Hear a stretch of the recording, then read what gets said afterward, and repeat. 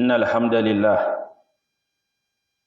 نحمده ونستعينه ونستغفره ونتوب إليه ونعوذ بالله من شرور أنفسنا ومن سيئات أعمالنا من يهده الله فلا مضل له ومن يضلل فلا هادي له أشهد أن لا إله إلا الله وحده لا شريك له وأشهد أن محمدا عبده ورسوله يا أيها الذين آمنوا اتقوا الله حق تقاته ولا تموتن إلا وأنتم مسلمون يا أيها الناس اتقوا ربكم الذي خلقكم من نفس واحدة وخلق منها زوجها وبث منهما رجالا كثيرا ونساء واتقوا الله الذي تساءلون به والأرحام إن الله كان عليكم رقيبا يا أيها الذين آمنوا اتقوا الله وقولوا قولا سديدا يصلح لكم أعمالكم ويغفر لكم ذنوبكم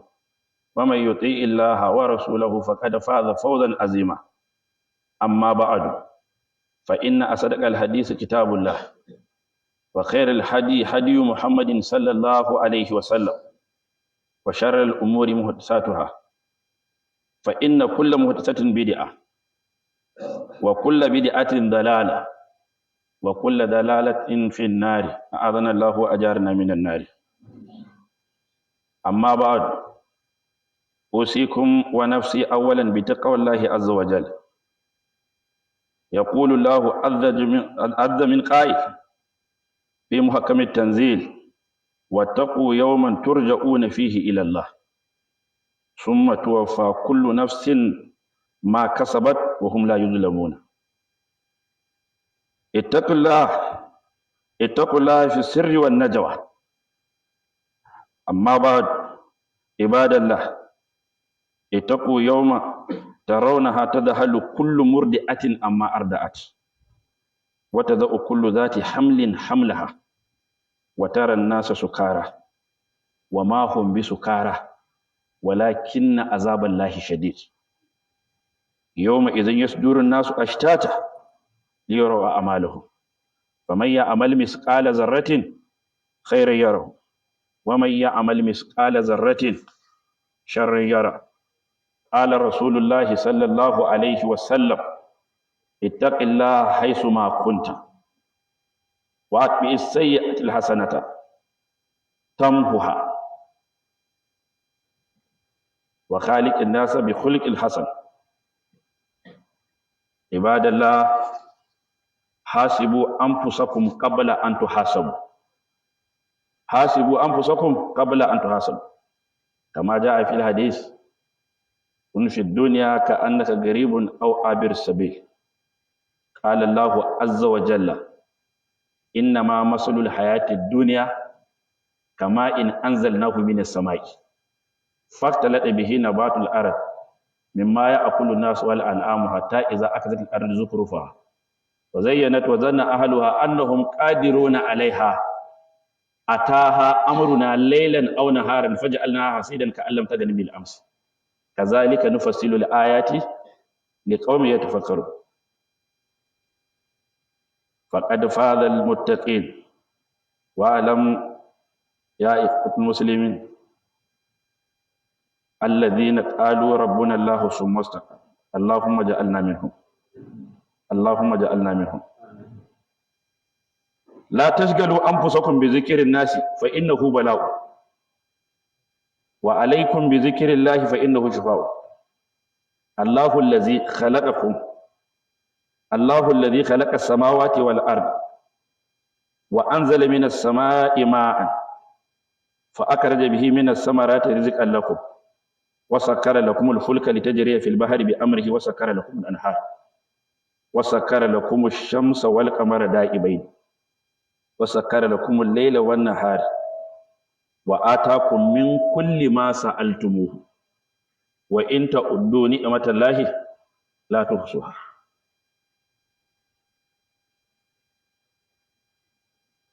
إن الله وملائكته يصلون على النبي يا أيها الذين آمنوا صلوا عليه وسلموا تسليما اللهم فصل وسلم وبارك وأكرم على علام لا نبي بعده النبي الأمي أدى الأمانة وبلغ الرسالة خاتم النبيين وإمام المرسلين سيدنا ونبينا محمد صلى الله عليه وسلم وعلى آله وصحبه ومن تبعهم بإحسان إلى يوم الدين. ربنا اغفر لنا ذنوبنا وإسرافنا في أمرنا وثبت أقدامنا وانصرنا على القوم الكافرين. ربنا لا تزغ قلوبنا بعد إذ هديتنا وهب لنا من لدنك رحمة إنك أنت الوهاب. ربنا تقبل منا إنك أنت السميع الدعاء وتوب علينا إنك أنت التواب الرحيم. اللهم أعز الإسلام والمسلمين، اللهم أعز الإسلام والمسلمين، اللهم أعز الإسلام والمسلمين وأذل الشرك والمشركين ودمر أعداء الدين وانصر عبادك المؤمنين. الحمد لله رب العالمين.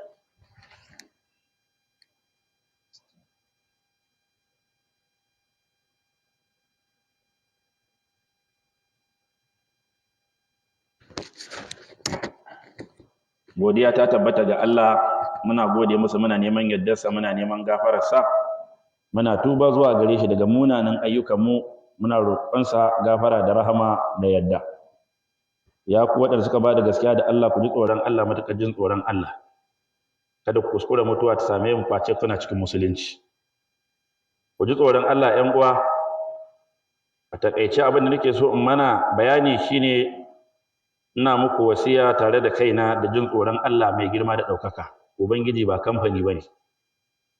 Allah baya mantuwa, baya bacci, baya tsufa, Allah baya mutuwa. Allah yana faɗi a cikin littafinsa mafi girma, littafin da ya sauko wa ma'aiki sallallahu alaihi wasallama, yana cewa ku ji tsoron wata rana da za ta zo, ranar da ake mai da ku a cikin wannan yinin za a mai da ku zuwa ga Allah. Ba za ka zauna a ofis waɗannan za ka koma zuwa ga Allah. Ba ka da iyalinka za ka koma zuwa ga Allah. Ba za ka tafi da kuɗi ba za ka koma zuwa ga Allah. Sa'an nan za a cika ma kowace rai abin da ta aikata, ba za a zalunce ta da abin da ta yi ba. Ku ji tsoron Allah a sarari da ɓoye, mu ji tsoron Allah a fili, mu ji tsoron Allah a ɓoye.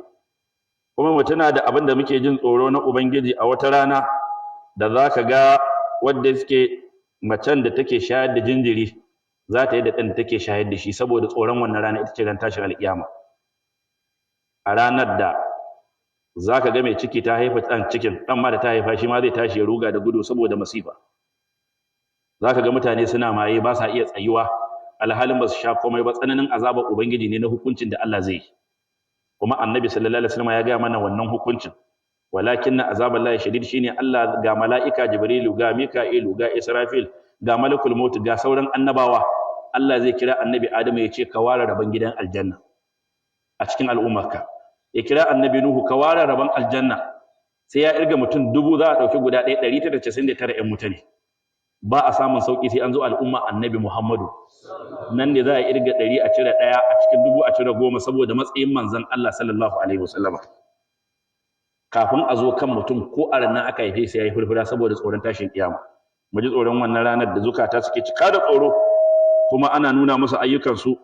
Wanda ya aikata alheri daidai da ƙwayar zarra zai gan shi, wanda ya aikata sharri ma haka zai gan shi. Manzon Allah sallama ya ce ku ji tsoron Allah da inda kuke, kuma ku rinka sakawa da kyakkyawa idan an muku mummuna. Duk wanda ya maka rashin mutunci kai masa mutunci, in ji manzon Allah sallallahu alaihi wasallam. Ya ce kuma ka mu'amalanci mutane da kyakkyawan mu'amala, da ita jama'a za su rinka maka shaida idan ka koma zuwa ga Allah.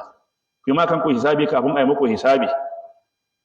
Ku yi ma kanku hisabi kafin a yi muku hisabi. Ku zanto a duniya kuna zaune kamar wani bako ne ko matafiyi wanda yake jira kada ya makara, dan duniya ba wurin zama bace. Allah yana cewa ita misalin wannan rayuwar duniya bata kasance ba face kamar ruwan sama da muke saukarwa, ya haɗu da ƙwayar da dabbobi suke fitowa su ci, mutane su ci su rayu. Sai ta yi kyau, ta yi ado, ta baka sha'awa, ko ba a sare ta ba sai ta faɗi. Shukan masarar da take yanzu, da dawar da aka shuka, da shinkafa, ko ba a yanke ta ba, idan kaka ta zo sai ta ƙare. To duk masallacin nan da muka zo wataran babu ko mutum ɗaya, ko ka sha magani ko baka sha magani ba, ko me kake yi wataran babu ko mutum ɗaya, sai mun ƙare. To ka tuna Allah na mana wannan bayani ne ga mutane masu tunani, dan da yawan mun koma zuwa ga Allah. Haƙiƙa masu tsoron Allah sun samu rabo a duniya, kuma sun samu rabo a lahira. Da in masifa ta same su haƙura suke yi. Su ne masu cewa mun imani da Allah kuma mun tsayu akan daidai. Duk jarabawa ta same su Allah na ba su. Muka ce ya Allah ka sanya daga cikin mu a cikin su. Allah ya ce mu ji tsoronsa, kuma kada mu shagaltu da ambaton mutane muna ta kare mutuncin mutane. Ga wanda ya kamata mu kare mutuncin shi, wanda Allah ya aiko shi ne Annabi Muhammadu. In ka ji mutum na cewa sai wani to masifa ta same shi. Gare ku ina umarnin ku da yin wato ambatan Allah, duk wata masifa Allah na maganinta.